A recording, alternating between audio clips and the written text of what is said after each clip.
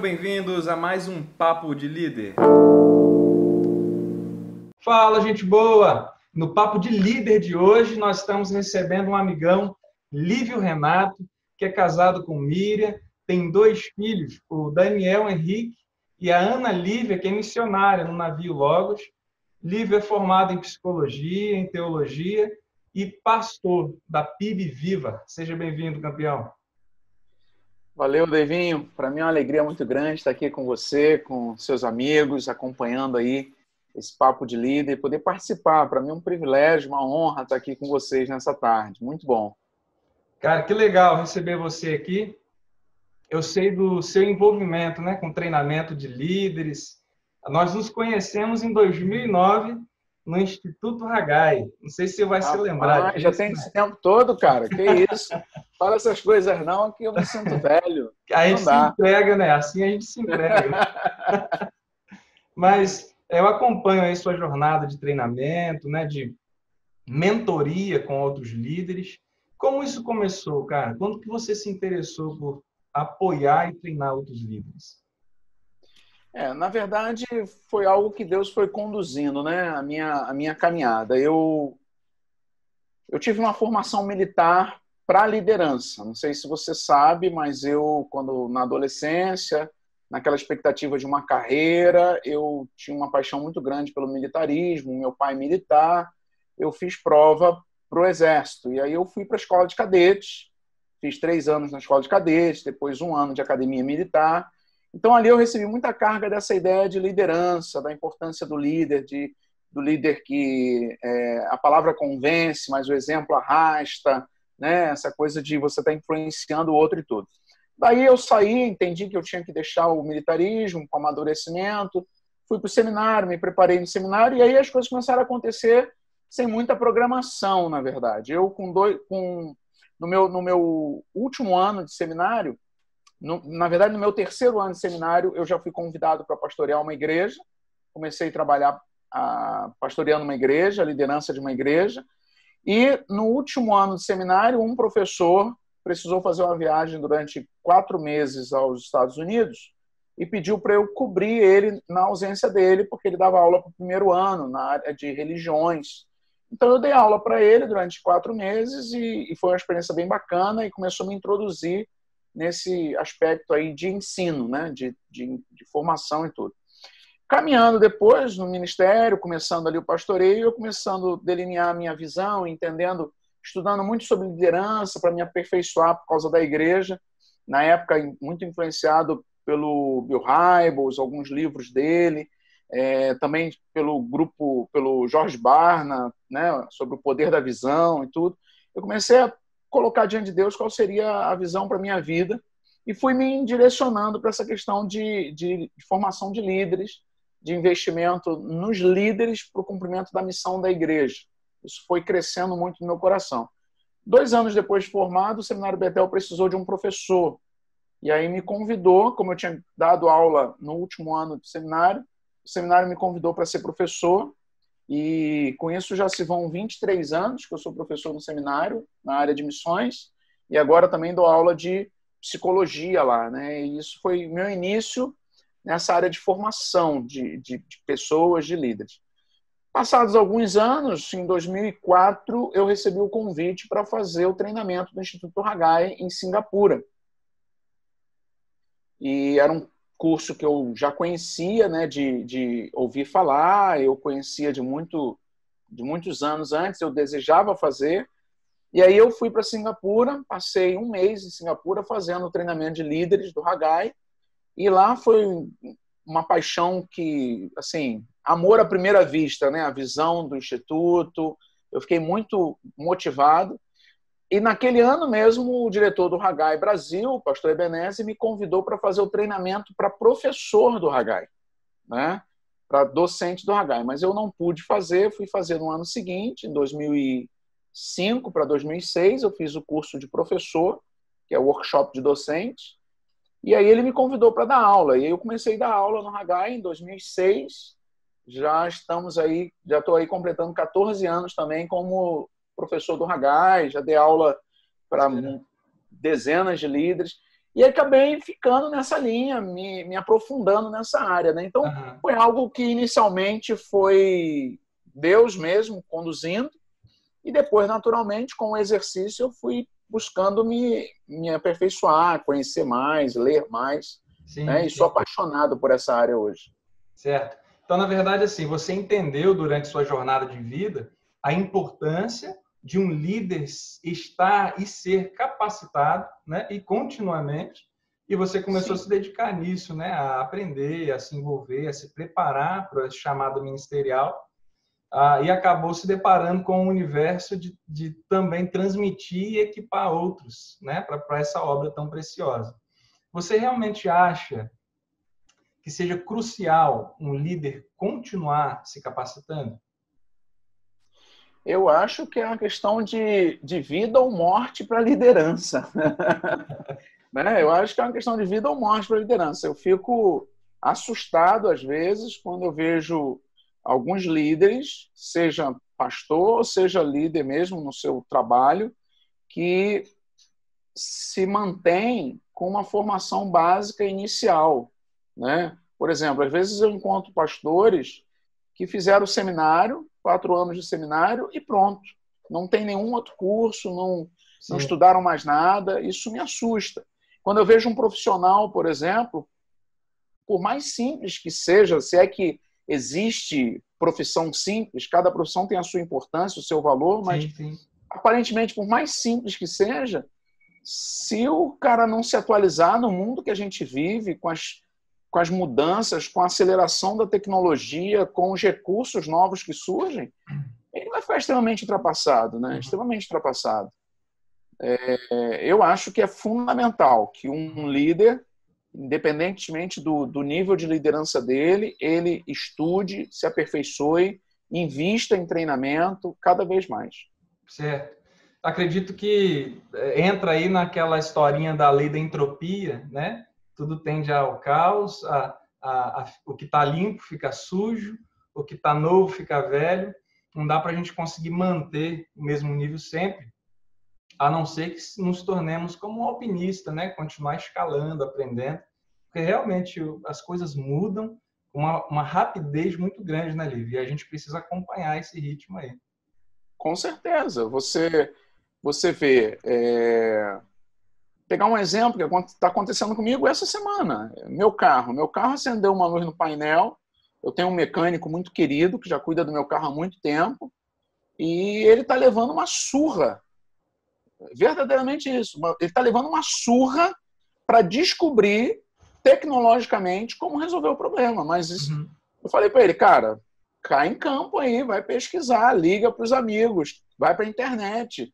Por quê? Porque não é mais o carro carburado, né? E meu carro não é um carrão, hein? Meu carro é um Gran Siena, um carro mediano, mas tem um negócio lá que acendeu que, e aí, como é que descobre? Então, você vê, o cara é um mecânico, mas se ele não estudar, se ele não ler, se ele não se atualizar, cada modelo que sai, alguém já disse, né? Ninguém fica parado. Ou Uhum. você está crescendo ou você está diminuindo. Não existe Exatamente. esse ficar parado. A É, verdade é essa. é verdade. Agora, em relação à mentoria, né, esse aconselhamento, que eu sei que você também faz aí, você acredita que faz parte do desenvolvimento do líder ter um outro líder, né, seja um pastor, seja um professor, alguém de confiança, que ele possa se confessar, pedir conselhos, enfim, pedir ajuda, se abrir? Eu acho que é importante, sim. Eu acho que, na verdade, tive o privilégio de aprender com o Dr. Rousseau Shedd uma vez, conversando com ele, né? E Deus me deu alguns privilégios. Um dos privilégios que eu tive foi de hospedar o Dr. Rousseau Shedd na minha casa algumas vezes, né? Que benção, hein? Foram experiências assim muito bacanas. E numa das conversas com ele, ele falou algo que depois eu li em alguns livros e tudo, mas ele falou com muita ênfase. Ele falou que a gente precisa estar perto de pessoas que são melhores do que nós, mais maduras, mais Muito bom, experientes, muito bom. que são melhores do que nós. E aí ele usou, só que ele falou algo que me chamou muita atenção, o seguinte, que ele falou que tem pelo menos duas formas de nós fazermos isso, né? Ou três formas de nós fazermos isso. Uma é indo ouvir essas pessoas em eventos, em programas, em palestras, em cursos, treinamentos. Outra é lendo sobre essas pessoas, né? Lendo sobre essas pessoas, e realmente a leitura é um privilégio que a gente tem, porque hoje a gente tem um acesso imenso a recursos, né? E hoje eu acrescentaria a leitura, o vídeo, como esse aqui que a gente está fazendo. Quanto Sim. material a gente tem hoje na internet. O próprio Dr. Russell Shedd, se eu quiser ouvi-lo hoje, eu entro aqui no YouTube, Russell Shedd, vai aparecer uma gama de vídeos dele falando, né? E a mentoria pessoal, que eu acho que é muito importante. Nem sempre é fácil da gente conseguir uma mentoria pessoal.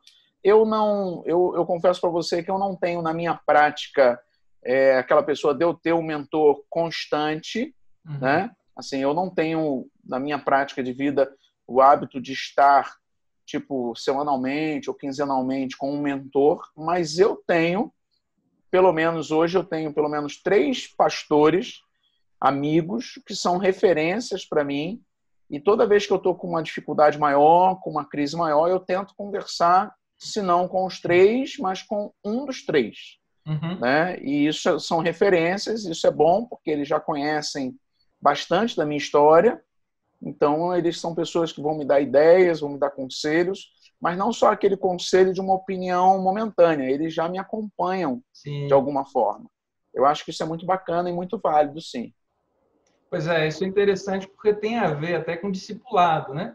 Não precisa ser exatamente uma regra, um encontro semanal, como se fosse uma sessão, por exemplo, né, lá no gabinete, ou uma sessão aí no escritório, um atendimento, algo assim formal.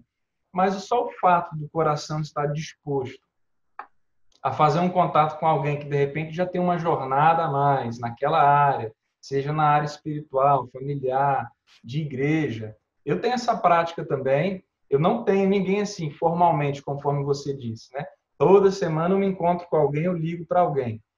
Mas nós plantamos a nossa igreja tem 5 anos atrás. Fizemos agora, dia 19 de abril, né? Domingo, 5 aninhos a IBNC.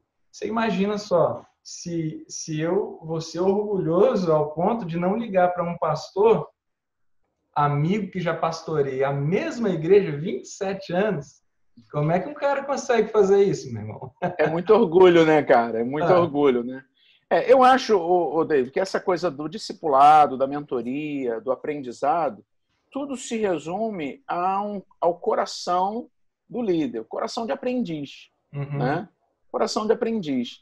Se você mantém um coração de aprendiz, não importa quanto tempo de liderança você tem, não importa o tamanho do desafio que você tem pela frente, mas você está sempre disposto a aprender. E quando a gente conhece uma liderança 360 graus e a gente valoriza isso, a gente percebe a importância de ter pessoas melhores do que nós, mais experientes, né? Por exemplo, dando um exemplo aqui que eu vivi há um tempo atrás, né? Como foi bacana para mim, um dia que eu marquei com o pastor Paulo Mazzoni, que é pastor da Igreja Batista Central de Belo Horizonte, pastor de uma igreja que tem hoje quase 12 mil pessoas, né?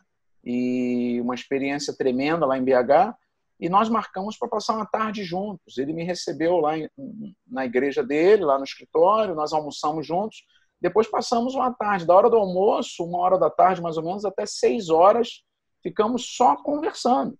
Né? Nada muito específico, mas conversando sobre ministério, sobre igreja, sobre o desenvolvimento da igreja. Então, é uma oportunidade tremenda que eu procurei, né? Eu digo o seguinte, a gente liga o aspirador e tenta sugar tudo ali de experiência, que é bacana. Mas muitas vezes também a gente vai aprender com o nosso liderado, que nos dá um conselho, que nos dá um alerta, né? Um dia desse, na minha igreja, uma irmã me procurou, a gente estava com um idoso já adoentado há alguns dias, e uma irmã me procurou e falou assim, pastor, eu queria falar uma coisa com o senhor, não queria que o senhor ficasse chateado, com todo o dedo, né, com todo carinho. Falou, pastor, o senhor precisa visitar fulano, porque ele não está bem, e ele já perguntou para o senhor algumas vezes, as pessoas que vão lá perguntam, eu falei, mas eu estive lá, tem 15 dias, né, eu tinha estado e tudo. Ele falou, não, mas pastor, vai lá que vai ser bom. E realmente foi muito bom, cara. Eu saí daquela conversa mesmo assim, caramba, as pessoas têm que falar, né? Você tem aquela primeira reação, né? A gente tenta dar conta, mas aí eu pensei, não custa nada, né? Eu liguei para a casa desse idoso, marquei para tomar um café. Uhum. E, cara, foi tão bacana, foi tão bacana. Isso foi no meio da semana. Aí marcamos da outra semana a gente almoçar junto com toda a família dele. Mas quando foi no final de semana anterior, ele faleceu. Uhum. Então, assim, uma líder da igreja, que é minha liderada, Sim. mais experiente, madura, vendo o cenário, chegou e me deu um conselho, me deu um direcionamento. E a gente tem hora que a gente tem que parar e falar assim, poxa, acho que vale a pena ouvir, né? Eu acho que isso tem a ver com o coração de aprendiz, o Devin. A gente está aberto a isso, né? Sim. Compartilhar, aprender, ouvir, trocar. Isso é Beleza. muito importante. Só resume para a gente a ideia do Conselho 360, da liderança 360, para quem está ouvindo e assistindo a gente entender qual é o A conceito. liderança 360 é o que a gente costuma dizer o seguinte: ninguém lidera só de cima para baixo, né? Às vezes você está numa firma, está numa empresa ou numa igreja, você é um liderado e você tem um líder e você só reclama do seu líder e tudo, mas você tem como liderá-lo, porque você consegue influenciar de baixo para cima. Você consegue influenciar os seus pares e você tem uma influência natural quem está subordinado a você. Então, quando a gente fala de liderança 360 graus, é um exercício que nós temos que procurar fazer para a gente entender que a gente lidera quem está... A gente tem uma responsabilidade de liderança quem está abaixo de nós, no sentido de responsabilidade, os nossos pares e quem está acima de nós. Então, isso se aplica em todas as áreas. Um filho dentro de casa, ele exerce uma influência sobre o irmão ou a irmã dele, ele exerce uma influência sobre os pais, de baixo para cima, e ele exerce uma influência sobre o cachorro que está debaixo da autoridade dele, né? Então... Ficou claro, ficou claro. Mas deixa eu te falar uma coisa. Em relação a esse coração ensinável, já aconteceu de repente, numa mentoria, num aconselhamento, você perceber que um líder não está tão aberto assim a ser discipulado, enfim, encorajado? Já aconteceu. Eu tive uma experiência uma vez com um líder, ele trabalhava comigo, né? E eu comecei a perceber que eu falava direita, ele falava esquerda. Eu falava azul, ele falava branco. Eu falava alto, ele falava baixo. Uhum. E aquilo começou, né? Eu comecei, opa, tem alguma coisa acontecendo. Até um dia que eu almoçando na minha casa, meu pai, que conhecia esse líder também, soltou uma expressão assim, falou: fulano precisa de uma igreja para pastorear. Meu pai é uma pessoa muito quieta, muito calada, mas ele Uhum. observa muitas coisas. E eu não costumo falar das coisas da igreja abertamente em casa e tudo, mas aquilo me chamou a atenção. Então eu chamei, eu percebi o seguinte, que a coisa estava indo além do que eu estava imaginando. E eu chamei ele e falei: cara, olha só, eu não estou conseguindo pastorear você. Eu não estou conseguindo liderar você. Porque isso também é uma coisa interessante da gente ter atenção às vezes. Às vezes a pessoa ela é boa, ela tem potencial. E esse líder era um cara bom. E ele é um cara bom, ele tem um potencial grande. Mas realmente eu não estava conseguindo liderar ele. E ele também muito fechado. Então eu conversei, tivemos uma conversa de gente grande, que eu costumo dizer, né? Cabeça fria. E combinei com ele. E aí ele então falou: não, pastor, o senhor está certo, eu acho que está na hora de eu mudar de lugar, de eu mudar de igreja. E aí ele saiu pacificamente, seguiu o trabalho dele. Hoje ele está fazendo um trabalho bacana, é um líder, tem os seus valores, mas nós não conseguimos caminhar junto ali. Então, sim, tem casos que isso acontece. Agora, tem casos também que a gente não tem muito o que fazer, porque eu percebo que tem pessoas que estão com uma noção errada delas próprias. E aí eu acho que essa é a situação mais delicada, porque você tenta conversar com a pessoa, tenta fazê-la ver que algo não está indo bem, mas ela acha que não, ela acha que ela está coberta de razão, ela não te ouve, ela não se submete. E aí a coisa é bem mais delicada, né? Bem mais Você difícil. teria um exemplo para dar em relação a isso? A pessoa fechada e não consegue chegar a uma conclusão de como ela estaria exatamente diante de uma conversa dessa, uma conversa de gente grande, e ela simplesmente não consegue, né, chegar a um denominador e chegar ao ponto de dizer, tá certo, vou recomeçar ou vou recomeçar em outro lugar, ou aqui ou em outro lugar. Eu tive uma experiência muito dura no passado, né? Muitos anos atrás, uma líder muito forte. Ela se posicionou assim totalmente avessa às orientações que eu dava, às diretrizes que eu dava na igreja e começou a fomentar, começou a se opor mesmo. A coisa ficou muito beligerante, né? Bélica mesmo, uma guerra praticamente. E aí realmente chegou a um ponto que não dava mais. Ela acabou sendo desligada da igreja, a liderança reuniu e desligou. E ela saiu tão radicalmente certa de que ela estava certa, de que ela ficou anos sem a gente ter contato e tudo. Até um dia, que aí é aquelas coisas da soberania de Deus, né? O filho dela, que era um rapaz maravilhoso, que sempre tive um carinho muito grande, ele se tornou pastor. Uhum. Né? E no que ele se tornou pastor, ele me convidou para pregar na igreja dele. Que coisa. E aí eu fui. E é interessante que eu fui sabendo que eu ia encontrar essa pessoa, essa líder lá. Você vê, anos, né? Anos. E aí foi tão bacana, porque quando eu cheguei lá, ela já, claro, tempo, amadurecimento, mudanças na vida. A gente acabou tendo uma conversa bem bacana, né? Não vou dizer que a gente restaurou uma grande amizade, mas a gente teve uma conversa bacana e a coisa hoje está pacificada, vamos colocar assim. Sim. Então eu acho que tem. Eu já tive experiência, depois que eu saí da outra igreja que eu pastoreei, eu tive uma situação com dois casais que ficaram muito avessos a mim na minha saída de lá. E aquilo na época me feriu muito, porque eu não tinha problema nenhum com eles, nem com a igreja. Eu decidi sair por direcionamento de Deus. E aí eu já estava aqui no Valqueire há uns 3 para 4 anos. Eu chego um dia para trabalhar, a secretária da igreja fala para mim, pastor, irmã fulana de tal, da igreja lá que eu pastoreava, ligou, pediu para marcar um horário para conversar com o senhor. Eu estranhei, né? Eu falei, tá bom, ela vai vir hoje? Vai, tá marcado. Ok.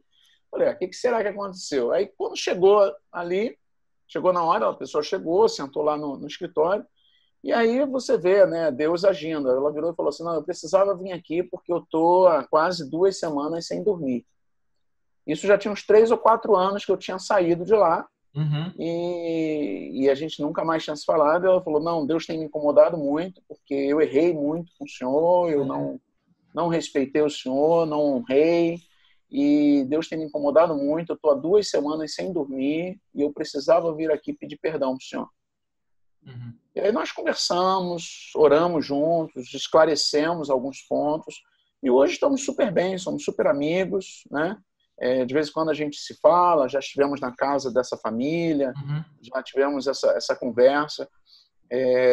Então, sim, tem experiências que são difíceis, são dolorosas. Eu acho que o líder tem que ter calma também. Você não vai resolver tudo, a gente não vai resolver tudo, a gente não vai acertar sempre. Eu acho que isso é outra coisa importante. Eu acho que eu vejo às vezes um erro em pastores mais experientes, é que acham que tem sempre que ser ouvidos, né? Também é o outro lado da moeda, vamos colocar assim. Porque eu tenho 20 e tantos anos de pastorado, o Deivinho tem 5 anos, ele tem que me ouvir. Não, o Deivinho deve estar com uma visão diferente, mais criativa, mais jovial, um olhar diferente de quem está começando agora, né? Então, esse exercício, ele é constante, né? Ele é constante. E é mútuo, né? As duas partes aí precisam trabalhar. Liderança é sempre uma via de mão dupla, né, cara? Sim. Até porque é o seguinte, o cara que se diz líder, você tem que olhar para trás. Se não tem ninguém seguindo, pode esquecer. Não é líder. Sim. Entendeu? Não é líder, ele não entendeu o sentido de liderança. Certo. Lívio, então, assim, baseado nessa experiência, até essas que você acabou de contar aí, quem está ouvindo a gente assistindo vai querer algumas dicas suas de como liderar de maneira eficaz, né? Como realmente tornar a caminhada da liderança menos árdua, se é que é possível. Mas deixa umas dicas aí para o pessoal. A primeira dica que eu diria é Deus no centro, Davi. Ainda mais nós como líderes cristãos. Mas por favor, me entenda, eu não estou falando só de igreja, tá? Eu estou falando de líder geral, na sua empresa, na escola. Deus no centro. Nós temos esse recurso, se é que eu posso usar essa expressão, que o mundo não tem, gente. Nós temos Deus na nossa vida, como líderes cristãos, né? E Deus já conhece o amanhã. Deus já conhece o que vai vir depois da pandemia. Deus já conhece o que vem depois da tempestade. Então, eu creio que quando a gente consegue manter Deus no centro, manter a nossa vida devocional com Deus em dia, para mim, esse é o maior recurso para nós líderes. Estarmos alinhados em Deus, primeiro ponto. Né? Então, e que às vezes não acontece, porque a correria do dia a dia, a sobrecarga das preocupações, a ansiedade de resolver as coisas, a gente já sai fazendo quando a gente poderia ter gasto algum tempo com Deus, primeiro, se preparando, acalmando a alma, o coração, colocando esse monstro da ansiedade no lugar dele, para a gente ter, né, sabedoria para caminhar. Então, eu já percebi isso. Os meus momentos mais desastrosos estavam bem alinhados com momentos que a minha vida devocional, a minha vida pessoal com Deus também estava relaxada. Sim, legal essa observação, muito bom. A segunda coisa que eu diria é coração de aprendiz. Coração de aprendiz. Eu, por exemplo, tenho colocado uma meta mais exigente para mim de leitura. Só dando um exemplo, né? Leitura de livros, bons livros. Então, esse ano eu já li, de janeiro para cá, eu já li 6 livros, né? Porque tem sido um exercício pessoal meu. Eu estava muito parado de leitura e eu voltei a ler mais porque eu gosto muito de ler. Ler me relaxa muito, né? Às vezes, até quando eu estou de férias, meus primeiros dias de férias é lendo algum livro para baixar a agitação. Talvez você goste de assistir palestras em vídeo, talvez você curta fazer cursos online. Enfim, o caminho da aprendizagem, você tem que encontrar o seu caminho, né? Mas hoje a gente tem muita ferramenta, muita coisa gratuita para o líder se aperfeiçoar, o líder estudar. Por exemplo, agora, todo mundo teve que cair na internet, usar as reuniões online, as lives. Então, você, líder, tem que... Não dá para dar desculpa. Eu não sei usar o Zoom, eu não sei usar o Instagram, eu não sei usar o YouTube. Meu amigo, estudar, coração de aprendiz. Cai para dentro, pergunta aos jovens, pergunta ao seu filho adolescente, que ele vai te socorrer, né? Então, segunda coisa que eu deixaria seria isso, coração aprendiz. Primeiro, centrado em Deus, coração de aprendiz. E a terceira coisa que eu diria para quem está acompanhando a gente como líder é foco. Né? Certamente Deus já tem te direcionado a uma paixão. Mesmo que não seja talvez uma visão para a vida toda, o que Deus te colocou para fazer agora? Né? Eu sofri algumas vezes na minha vida por causa disso. Eu sou uma pessoa muito ativa, eu gosto de coisas novas, eu gosto de mudança, sabe, Davi? Eu gosto de mudança. Sim. E às vezes, com esse afã de querer algo novo, eu perdi o foco onde eu estava. E onde eu estava começou a decrescer. Então eu aprendi um pouco isso. Eu não posso perder esse olhar para o novo, para experiências novas, locais novos, pessoas novas, mas Onde é que Deus me colocou hoje? Hoje Deus me colocou aqui para fazer esse trabalho, então eu tenho que focar nesse trabalho. Eu tenho que fazer o meu melhor aqui, eu tenho que dar o meu melhor aqui. Porque é a experiência daqui, é o resultado daqui, é a visibilidade daqui, são os recursos que eu adquiri aqui, que vão me ajudar se realmente for abrir uma nova chance, uma nova oportunidade, um novo local. Então, se eu fico só olhando a grama mais verde do vizinho, a minha grama vira um matagal, ninguém me quer como jardineiro. Uhum. Então, eu deixaria, assim, de maneira prática, esses 3 conselhos, né? Coração alinhado em Deus, em primeiro lugar. Segundo, aprendiz, postura de aprendiz, atitude de aprendiz, com pessoas, com livros, com recursos. E terceiro, foco, né? Muito bom. Inclusive, no Coração de Aprendiz, colocando em prática aí a liderança 360, né? Que é um exercício difícil, né? Porque com certeza. o que a gente mais ouve é assim, é só de cima que se recebe orientação, né? Do par Não. e de baixo não se recebe. Então, acho que é um exercício de um líder que deseja realmente ser mais assertivo, é desenvolver essa liderança 360, né? E esse é um exercício, inclusive, que a gente tem feito muito, né, na visão celular das nossas igrejas, trazendo um pouquinho para a igreja. Você trabalha com célula, eu trabalho com célula. É um desafio para a gente ajudar o povo a entender que o membro comum, que está ali junto com ele na célula, tem palavra de Deus para ele também. Sim, sim. Né? Tem, às vezes, aquela direção de Deus, tem um testemunho que edifica. Como é difícil, você deve viver isso. Porque as pessoas estão sempre na expectativa, aquela cultura do clero é muito forte no nosso meio. O pastor, né? E hoje ainda há um movimento evangélico que intensifica muito isso, né? O guru, o pastor, o mega pastor, o pastor que tem não sei quantos mil seguidores. Da mídia, né? Tem isso. Formação. Claro, tem o seu valor, tem o seu impacto. Eu acho maravilhoso. Não vou ser utópico aqui, não. Queria eu ter a oportunidade de estar abençoando, sei lá, 20, 30, 40 mil pessoas numa fala minha.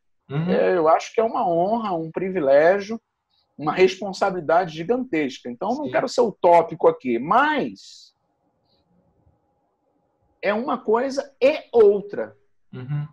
Né? É o que a gente perde às vezes de vista. É importante esse cara que tem uma visibilidade, que fala para multidões, coisas, mas é importante também aquele bate-papo com o irmão que é igual você e que te dá uma ideia. Ou então na empresa, às vezes você está enrolado lá numa situação, o teu funcionário simples, né, tá ali, ele vem te dar uma ideia que vai mudar a tua empresa, cara. E você não quer ouvir porque é um funcionário. Então, é o coração aprendiz, né? Que a gente precisa ter. Muito bom, cara. Eu quero te agradecer demais por esse momento aí, por sua disponibilidade de compartilhar sua experiência. Tá show? Valeu, mano. Para mim, me senti honrado aqui com você. Bom demais, mano. Deus abençoe, tá?